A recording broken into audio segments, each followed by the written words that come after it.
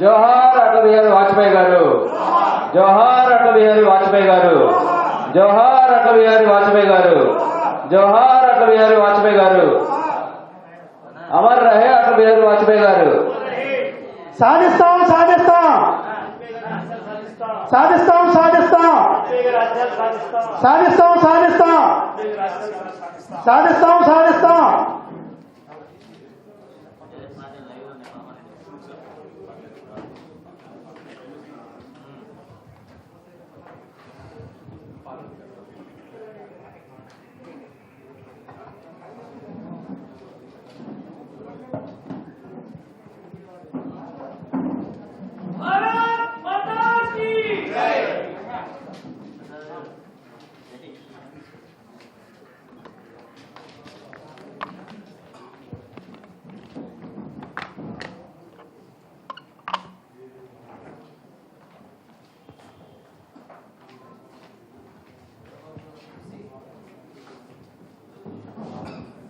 అందరికీ నమస్కారం అండి। ఈరోజు మన కలయికల కారణం దేశంలో అందరికీ తెలిసిందే। డిసెంబర్ 25వ తారీఖు ఇప్పుడు వాజ్పేయి గారి జయంతి 96వ జయంతి కార్యక్రమం దేశవ్యాప్తంగా ప్రతి రాష్ట్రాల్లోనూ అసెంబ్లీల్లోనూ మండలాల్లో డివిజన్లోనూ బూతుల్లోనూ సేవా కార్యక్రమం అన్ని చోట్ల జరుగుతున్నాయండి।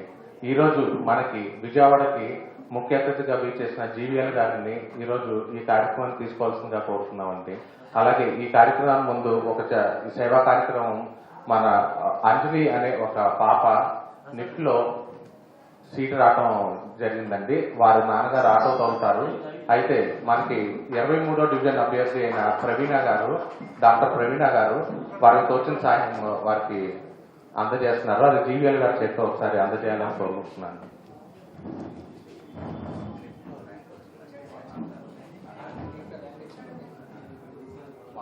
ఆటో తోలుతారంటే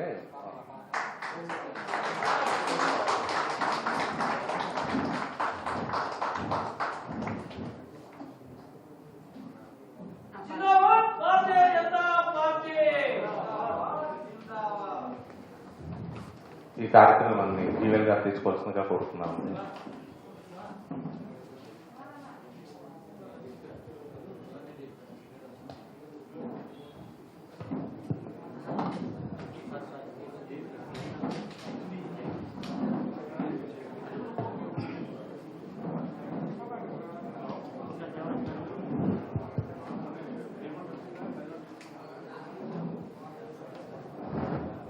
भारत माता की, भारत माता की।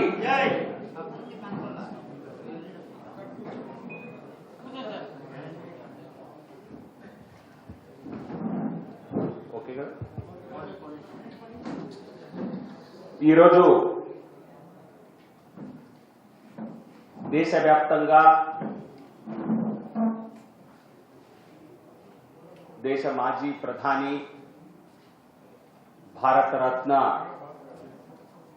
అటల్ బిహారీ వాజ్పేయి గారి జన్మదినాన్ని ఒకవైపు పార్టీ శ్రేణులు, అటల్జీ అభిమానులు, దేశ ప్రజలు, అలాగే ప్రభుత్వం కూడా దీన్ని గుడ్ గవర్నెన్స్ డే కింద, సుపరిపాలన దినోత్సవం కింద అటల్జీ జన్మదినోత్సవాన్ని డిసెంబర్ 25ని ప్రతి సంవత్సరం జరుపుకోవటం జరుగుతోంది। సో ముందుగా అటల్జీ దేశానికి అందించిన సేవల గురించి ఒక్కసారి మనందరం మరొకసారి గుర్తుంచుకొని స్మరించి ఈరోజు ప్రధానంగా మనం ఏదైతే రైతు సంక్షేమ కార్యక్రమాలు మరి నరేంద్ర మోదీ గారి పరిపాలనలో గత 6 సంవత్సరాల్లో చేసినటువంటి విప్లవాత్మక నిర్ణయాలు, విజయాలు ఏవైతే ఉన్నాయో వాటి గురించి కూడా చర్చించుకోవడానికి ఈ రోజున ఇక్కడ విజయవాడలో సమావేశమయ్యాం. ఈ రకంగా దేశవ్యాప్తంగా ఈరోజు రైతు సమావేశాలు నిర్వహించడం జరుగుతోంది. అన్ని మండలాల్లో, అన్ని జిల్లా కేంద్రాల్లో కూడా ఈరోజు అటల్జీ జన్మదినోత్సవాన్ని, సుపరిపాలన దినోత్సవాన్ని స్మరించుకుంటూ ఏ రకంగా వ్యవసాయ రంగంలో మరి అద్భుతమైనటువంటి సంస్కరణల ద్వారా ఏ రకంగా మరి మనం వ్యవసాయ రంగ అభివృద్ధికి కృషి చేస్తోంది, దాని గురించి ప్రజలకు వివరించడానికి ఇంతకంటే మరి అటల్జీ జన్మదినం కంటే కూడా మరొక అవకాశం ఉంటుందని నేను అనుకోను. సుపరిపాలనకి నిజంగా కేంద్ర ప్రభుత్వం చేసిన నిర్ణయాలు, తీసుకొచ్చిన చట్టాలు ఒక రకంగా చెప్పాలంటే అవి అటల్జీ స్ఫూర్తిని కలిగి దేశ అభివృద్ధికి ఎంతో రకంగా పనికొచ్చే సంస్కరణలు. వాటి గురించి నేను తర్వాత వివరిస్తాను. ముందుగా రాష్ట్ర ప్రజలకు అందరికీ కూడా ఈరోజు మరి వైకుంఠ ఏకాదశి పరమ పవిత్రమైనటువంటి దినం. సో మరి రాష్ట్ర ప్రజలందరికీ, హిందువులందరికీ పండుగ సందర్భంగా శుభాభినందనలు. అలాగే ఈరోజు క్రిస్మస్ జరుపుకుంటున్నటువంటి క్రైస్తవ మరి సోదరుల అందరికీ కూడా పార్టీ తరఫున, నా తరఫున అందరికీ అభినందనలు. ఇక అటల్జీ జీవిత చరిత్ర చూస్తే మరి స్వతంత్ర భారతదేశంలో అటల్జీ లాగా మరి దేశ ప్రజల పైన చెరగని ముద్ర వేసిన నాయకుడు మరొకరు బహుశా లేరు అంటాం అతిశయోక్తి కానే కాదు. ఎందుకంటే మనం చూసాం ఈ దేశంలో అనేక మంది మరి కుటుంబ ప్రాతినిధ్యం ఉంటేనే వారు అత్యధిక పదవులు అధిరోహించగలిగారు. కానీ అటల్ బిహారీ వాజ్పేయి గారు తన స్వయం కృషితో, తన కమిట్మెంట్తో, అంకిత భావంతో ఆయన చేసినటువంటి మరి ఆయన జీవిత చరిత్ర చూసినట్టయితే ఇది నిజంగా ప్రజా సేవా రంగంలో, రాజకీయ రంగంలో ఉండాలనుకునే వారికి అత్యంత స్ఫూర్తిగా నిలిచేటువంటి రాజకీయ నాయకుడు. అనేక మంది రాజకీయ నాయకులు మరి అధికారం వచ్చే వరకు మరి ఒక రకమైన వ్యక్తిత్వంతో ఉంటారేమో, కానీ అటల్జీ అధికారం అన్ని రకాల మరి అత్యున్నతమైనటువంటి పదవుల్ని అలంకరించినప్పటికీ కూడా ఆయన వ్యక్తిత్వం ఒక అద్భుతమైన మరి ఒక ప్రతి ఒక్కరూ మరి అనుసరించదగినటువంటి వ్యక్తిత్వం. అటల్ బిహారీ వాజ్పేయి గారు 1924వ సంవత్సరంలో ఈ రోజున డిసెంబర్ 25వ తేదీన జన్మించడం జరిగింది. ఒక సాధారణ కుటుంబంలో జన్మించినటువంటి వాజ్పేయి గారు, ఒక ఉపాధ్యాయుడి కుటుంబంలో జన్మించినటువంటి వాజ్పేయి గారు మరి ఈ భారత ప్రజాస్వామ్యంలో మరి కేవలం పట్టుదల, స్వయం కృషి, ప్రజా సంక్షేమం పట్ల, ప్రజాభివృద్ధి పట్ల మరి సరైనటువంటి దృక్పథం ఉంటే ఎటువంటి ఉన్నత పదవులకైనా ప్రజలు అందలం ఎక్కిస్తారు అనడానికి వాజ్పేయి గారి వ్యక్తిత్వం ఒక నిదర్శనం. అదే పంథాలో ప్రధాని నరేంద్ర మోదీ గారు మరొక ఉదాహరణగా నిలిచారు. సో భారతీయ జనతా పార్టీకే అటువంటి ప్రధానమంత్రుల్ని సాధారణ కుటుంబంలో జన్మించి స్వయం కృషితో, అత్యద్భుత ప్రతిభతో, ప్రజా సంక్షేమ భావనతో మరి ప్రజలకు అంకితమై మరి అవినీతి రహిత పాలననిచ్చినటువంటి ఒక గుర్తింపు ఏదైనా ఉందంటే అది కేవలం అటల్ బిహారీ వాజ్పేయి గారితో ప్రారంభమైంది. అదే ఇప్పుడు నరేంద్ర మోదీ గారి ప్రభుత్వ హయాంలో అదే పంథాలో కొనసాగుతోంది. సో అందుకే ప్రధానిగా ఆయన 6 సంవత్సరాలు మాత్రమే ఉన్నప్పటికీ ఖచ్చితంగా ఒక అంతకు ముందు దశాబ్దాల పాటు చేసినటువంటి ప్రధానులుగా చేసినట్టు వారి కంటే కూడా మరి ఒక లాస్టింగ్ ఇంప్రెషన్ ప్రజలపై ఆయన వేయగలిగారు. అందుకే అటల్ బిహారీ వాజ్పేయి గారు సాధారణ ప్రజలందరికీ కూడా ఒక స్ఫూర్తిదాయకమైనటువంటి వ్యక్తిత్వం కలిగిన వ్యక్తి. ప్రధాని అయిన వెంటనే మరి ఏ రకంగా భారతదేశం న్యూక్లియర్ టెస్ట్ నిర్వహించింది, అంతకు ముందున్న ప్రభుత్వాలు చేయలేని ఒక అద్భుత సాహసోపేతమైనటువంటి నిర్ణయాన్ని అటల్ బిహారీ వాజ్పేయి గారు చేసి చూపించారు. మరి అటువంటి దృఢ సంకల్పం కలిగిన వ్యక్తిత్వం, అవినీతి అనే అసలు దగ్గరకు రాని మచ్చలేని రాజకీయ పోరాటం, రాజకీయ ప్రస్థానం ఉన్నటువంటి వ్యక్తిత్వం అటల్ బిహారీ వాజ్పేయి గారిది. ప్రత్యర్థులు సైతం మరి భారతీయ జనతా పార్టీ వైపు పెద్దగా మరి మొగ్గు లేనటువంటి వర్గాలు సైతం మరి వాజ్పేయి గారిని ఒక స్ఫూర్తిదాయకమైన వ్యక్తిత్వంగా చూడటం జరిగింది. ఖచ్చితంగా వాజ్పేయి గారి జీవితం మనందరికీ కూడా ఒక ఆదర్శప్రాయమైనటువంటిది.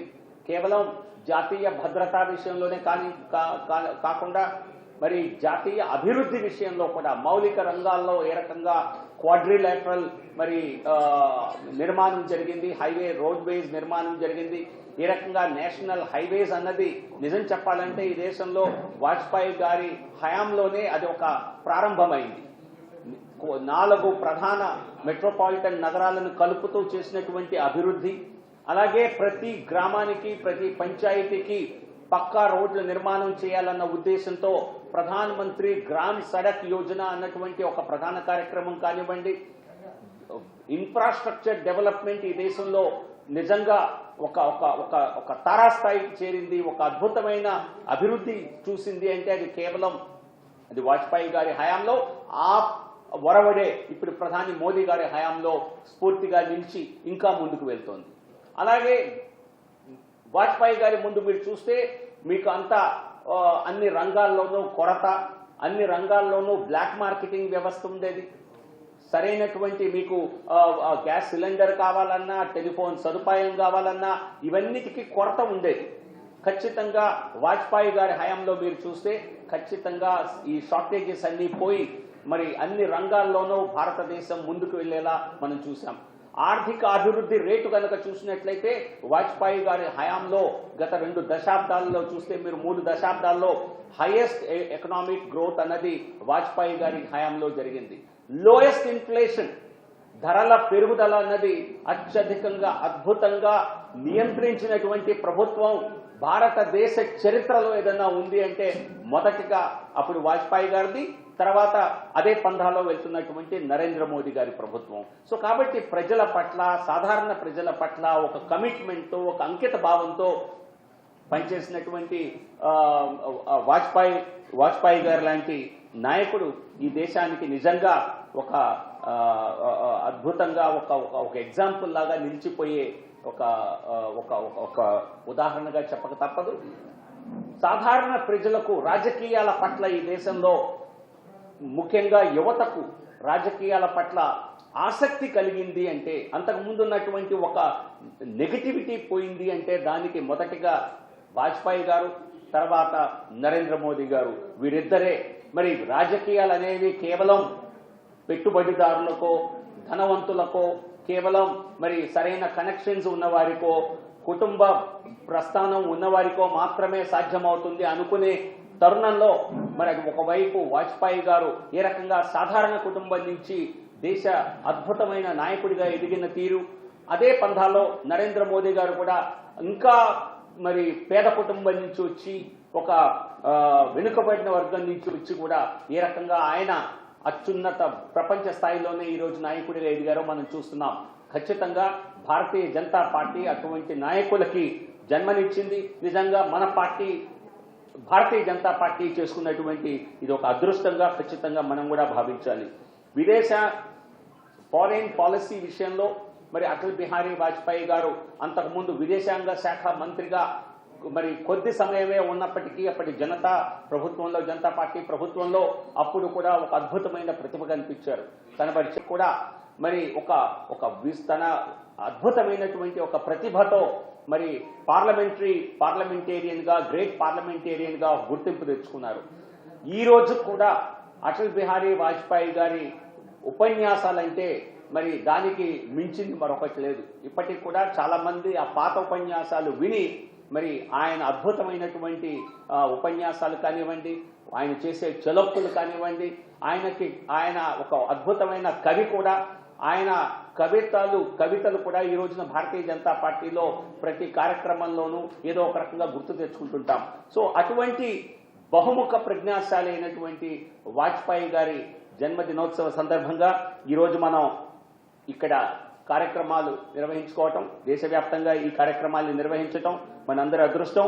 నాకున్నటువంటి ఇంకో ప్రత్యేక అదృష్టం ఏంటంటే అటల్ బిహారీ వాజ్పేయి గారు ఎప్పుడైతే ఆయన మరణం చెందారో ఆ తర్వాత వారి అస్థికల్ని దేశంలోని అన్ని నదుల్లోనూ మరి నిమజ్జనం చేయాలన్నటువంటి కార్యక్రమం పార్టీ ఇస్తే ఆ సమయంలో కృష్ణా నదిలో విజయవాడలో మరి పూర్తిగా సాంప్రదాయబద్ధంగా అన్ని కార్యక్రమాలు నిర్వహించి వారి అస్థికల్ని మరి ఇక్కడ కృష్ణా నదిలో నిమజ్జనం చేసే అదృష్టం నాకు కలిగింది ఆ రోజున. సో మరి ఒక్కసారి ఇదే విజయవాడ నగరంలో ఈరోజు ఈ కార్యక్రమంలో పాల్గొని స్వర్గీయ అటల్ బిహారీ వాజ్పేయి గారిని స్మరించుకోవటం నిజంగా మనందరి అదృష్టం. సో ఈ అవకాశాన్ని కల్పించిన పార్టీకి, జాతీయ పార్టీకి, రాష్ట్ర పార్టీకి అందరికీ కూడా ముందుగా ధన్యవాదాలు. ఇక ఈరోజు వచ్చినటువంటి సుపరిపాలన దినోత్సవం సందర్భంగా జాతీయ చట్టాలు ఏవైతే ప్రధానంగా మన ప్రభుత్వం గత పార్లమెంట్ సమావేశాల్లో చట్టాలు చేసిందో, పార్లమెంట్లో మనం వ్యవసాయ సంస్కరణలని 3 చట్టాల రూపంలో తీసుకొచ్చాం. దీనిపైన దేశవ్యాప్తంగా గత నెల రోజులుగా ప్రధానంగా విస్తృతమైన చర్చ జరుగుతోంది. ఒక రకంగా చెప్పాలంటే దేశ ప్రజలందరికీ ఈ చట్టాల గురించి వివరించే అవకాశం మనకి ఈ గత నెల రోజుల్లో జరిగినటువంటి మరి కొంత డెవలప్మెంట్స్ ద్వారా మనకు కలిగిన అవకాశంగా నేనైతే భావిస్తాను. కేవలం ఇది కాదు, 2014 నుంచి ప్రధాని మోదీ గారు మొదటి దఫా ప్రధాని అయిన దగ్గర నుంచి వ్యవసాయ రంగంలో వినూత్నమైనటువంటి నిర్ణయాలు, అద్భుతమైనటువంటి సంస్కరణలు, రైతుల ఆదాయాన్ని రెట్టింపు చేయాలి అనేటువంటి ఒక మహా సంకల్పంతో ప్రధాని నరేంద్ర మోదీ గారు కార్యక్రమాన్ని మరి వ్యవసాయ సంస్కరణలను చేపట్టడం జరిగింది. దీనిలో భాగంగా కొన్ని తీసుకున్న నిర్ణయాలు మీకు చెప్తాను. ఇవి చాలా మందికి తెలియవు. ఈ సందర్భంగా తెలియచేసే మనకు అవకాశం దొరికిందని నేనైతే భావిస్తాను. ప్రధాని మోదీ గారు ప్రధాని అయ్యాక ఆయనకున్నటువంటి ఒక సంస్కరణల పట్ల ఉన్నటువంటి దృష్టి ఎలాంటిదంటే నీమ్ కోటెడ్ యూరియా. మనం చూసాం యూరియా 2014 ముందు వరకు కూడా యూరియా అంటే కొరత ఉండేది, సరైన సమయానికి దొరికేది కాదు. మన రాష్ట్రంలో కూడా అన్ని రాష్ట్రాల్లో మరి రైతులు అర్ధరాత్రులు క్యూలు కట్టడము, కొన్ని సందర్భాల్లో రైతులకి సరఫరా చేయవలసినటువంటి యూరియా లేనందున మరి రైతులు ఆందోళన చెందటం, అనేక సందర్భాల్లో పోలీసులు లాఠీ చార్జీలు చేయటం, ఇవంతా దేశవ్యాప్తంగా చూసినటువంటి సంఘటనలే. అటువంటి పరిస్థితి నుంచి ఒక సంస్కరణతో యూరియాని నీమ్ కోట్ చేసి తద్వారా అది వ్యవసాయేతర పనులకి అది ఉపయోగపడకుండా, అంతకుముందు ఏమయ్యేది, యూరియా చాలా వరకు వేరే ఇండస్ట్రీకి, ఫార్మాస్యూటికల్ ఇండస్ట్రీకి లేదా వేరే ఇతర ఇండస్ట్రీస్కి అది డైవర్ట్ అయ్యేది, కెమికల్ ఇండస్ట్రీకి. సో దాన్ని ఆపేసి కేవలం వ్యవసాయ రంగానికి పనికొచ్చే విధంగా దానిలో ఒక చిన్న సవరణ చేయటం వలన ఈ షార్టేజెస్ అనేవి తొలగిపోయి కావలసినంత యూరియా ప్రతి రాష్ట్రానికి, రైతుకి లభించే విధంగా వ్యవస్థ నిర్మాణం చేయటం జరిగింది. చాలా పెద్ద సంస్కరణ. కానీ చాలా మంది మనం ఒక్కొక్కసారి గతాన్ని తొందరగా గుర్తుంచుకోం. సో ఖచ్చితంగా గతాన్ని నెమరు వేసుకోవాల్సిన అవసరం ఈరోజు ఉన్నది. అంతకుముందు నాకు తెలుసు రాష్ట్ర ముఖ్యమంత్రులు ఢిల్లీకి ఈ పని మీదే వెళ్ళేవారు. రాష్ట్ర ముఖ్యమంత్రి ఢిల్లీ వెళ్ళి మరి మినిస్టర్ ఫర్ కెమికల్స్ అండ్ ఫర్టిలైజర్స్ని కలిసి మా రాష్ట్రానికి ఇంత యూరియా పంపించాలి, మా రాష్ట్రానికి ఇంత యూరియా ఇవ్వండి అని చెప్పి అభ్యర్థించి ప్రెస్ మీట్లు పెట్టుకొని ఈ విషయం పైనే మాట్లాడి వెనక్కి వచ్చేవాడు. అటువంటి వ్యవస్థ నుంచి ఈ రోజున పూర్తిగా కావాల్సినంత మేరకు యూరియా ఎటువంటి ఇబ్బందులు లేకుండా దొరుకుతోంది అంటే మన ప్రభుత్వం చేసినటువంటి చొరవ నెంబర్ 1. నెంబర్ 2, ప్రధాని మోదీ గారు రాకముందు 2013-14లో సంవత్సరానికి బడ్జెట్ వ్యవసాయ రంగానికి కేంద్ర బడ్జెట్లో ఇచ్చేటువంటి అమౌంట్ ఏదైతే ఉన్నదో అది అప్పటికంటే ఇప్పుడు 6 రెట్లు చేయటం జరిగింది. అంతకుముందు ఇది కేవలం 21,000 ఉంటే 21,000 నుంచి దీన్ని దాదాపుగా 1,34,000 కోట్లకి మనం 5 సంవత్సరాల్లో పెంచడం జరిగింది. సో ఈ రకంగా 6 రెట్లు వ్యవసాయ రంగానికి మనం బడ్జెట్లోనే కేటాయింపులు పెంచాం. ఇది నరేంద్ర మోదీ గారి ప్రభుత్వానికి, మన పార్టీకి, రైతుల పట్ల, వ్యవసాయ రంగం పట్ల మనకున్నటువంటి అంకిత భావాన్ని తెలియజేస్తుంది. డైరెక్ట్గా మనం వారికి ఆ రంగానికి అభివృద్ధి కోసం మనం ఇచ్చినటువంటి కేటాయింపులు. ప్రధానమంత్రి కృషి సించాయి యోజన అంటే కృషి అంటే వ్యవసాయం, సించాయి అంటే ఇరిగేషన్, నీటిపారుదల రంగంలో ఈ పథకం కారణంగా మనం 50 లక్షల హెక్టార్లని అదనంగా మనం ఇరిగేషన్ కిందకు నీటిపారుదల సౌకర్యం కలిగించాం. 50 లక్షల ఎకరాలు 2015-16లో ఈ పథకం ప్రారంభమైంది. 50 లక్షల హెక్టార్ల విస్తీర్ణాన్ని నీటిపారుదల అందేలా మనం చేశాం.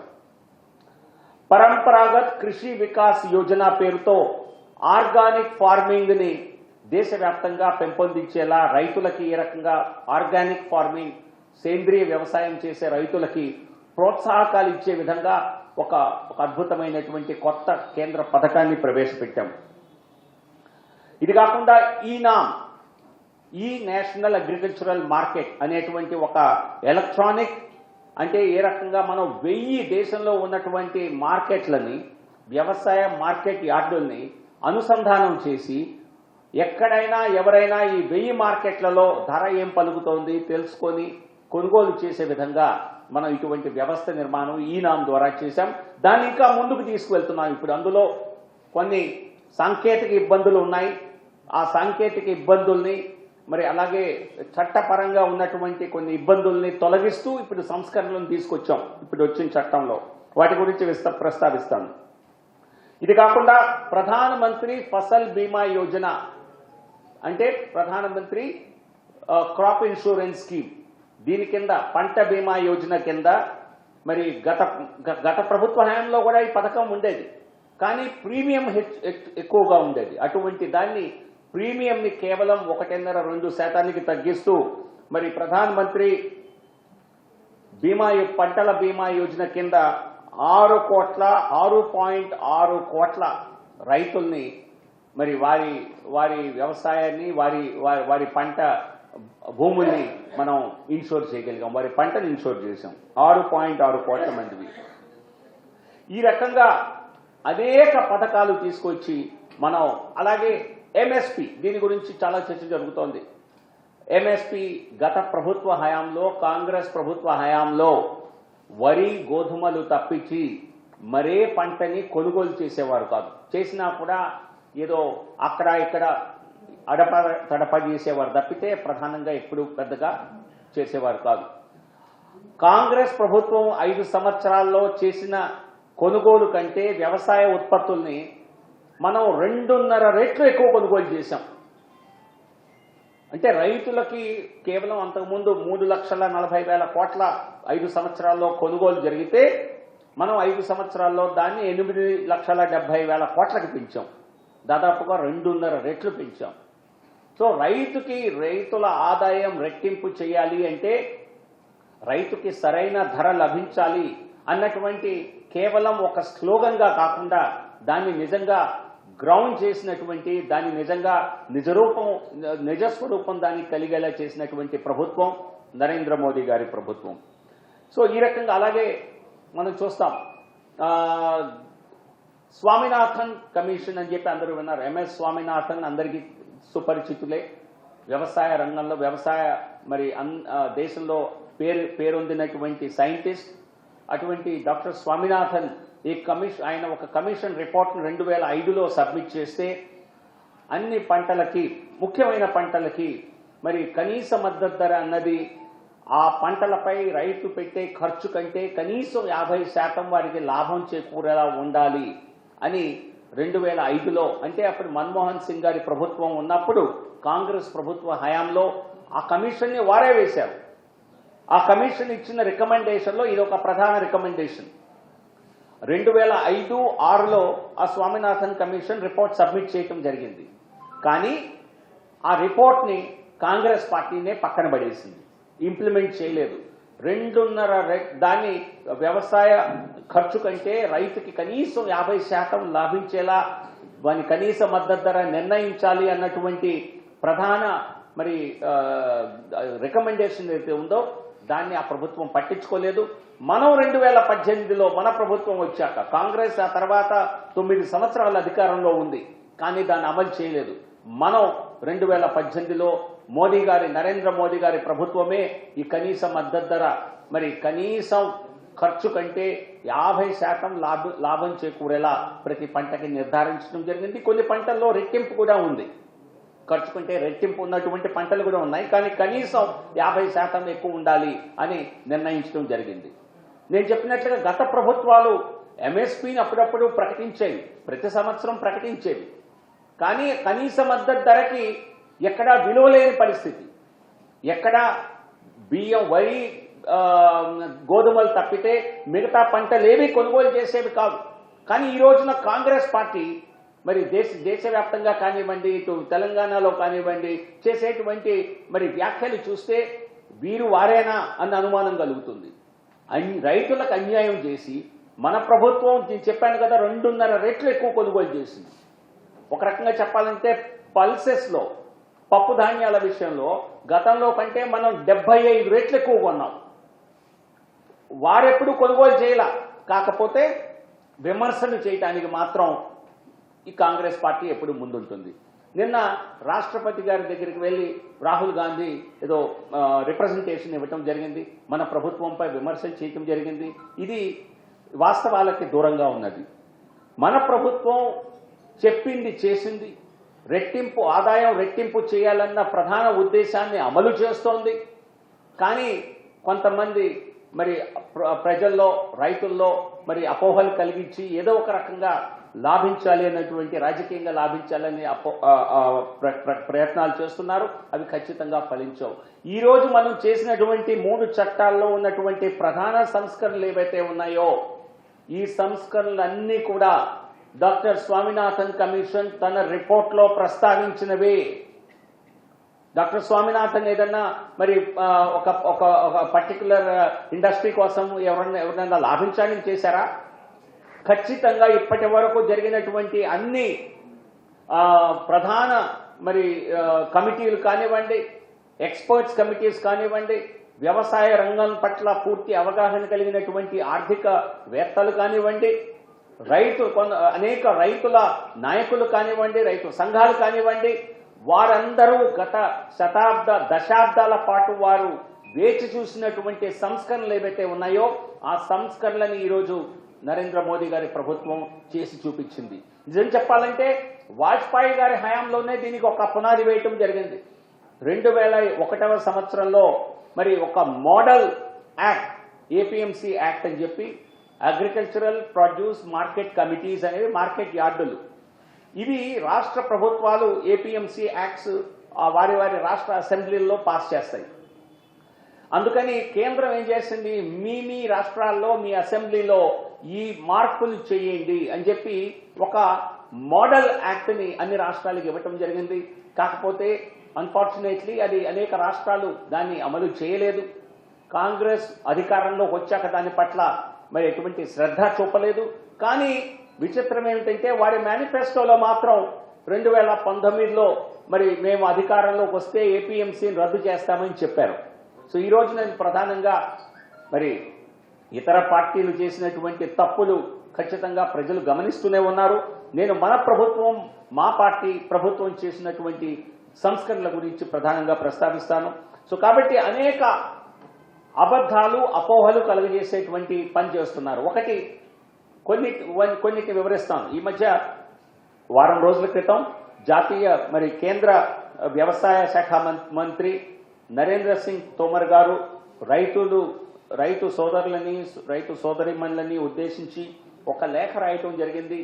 ఈ లేఖలో మరి ఏ రకంగా ఈ సంస్కరణలు ఎందుకు తీసుకువచ్చింది, వీటి నేపథ్యం ఏమిటి, ఈ సంస్కరణల ద్వారా రైతు సోదరులు, రైతు వ్యవసాయ రంగం ఏ రకంగా లాభించబోతోంది, ఇటువంటి విస్తృతమైనటువంటి వివరణ ఈ లేఖలో మరి కేంద్ర వ్యవసాయ శాఖ మంత్రి వారు చెప్పడం జరిగింది. అలాగే మరి ప్రియతమ ప్రధాని నరేంద్ర మోదీ గారు అనేక సందర్భాల్లో రైతులను ఉద్దేశిస్తూ ఈ వివరాల్ని కొద్ది రోజుల క్రితం కచ్లో రైతుల సమావేశం రైతులను ఉద్దేశించి, అలాగే ఈ మధ్యప్రదేశ్లో రైతులను ఉద్దేశించి అనేక సందర్భాల్లో ఈ సంస్కరణలకు ఉన్నటువంటి నేపథ్యం, దానివల్ల ఏ రకంగా వ్యవసాయ రంగంలో మౌలిక మార్పులు రాబోతోంది ప్రధాని నరేంద్ర మోదీ గారు చెప్పడం జరిగింది.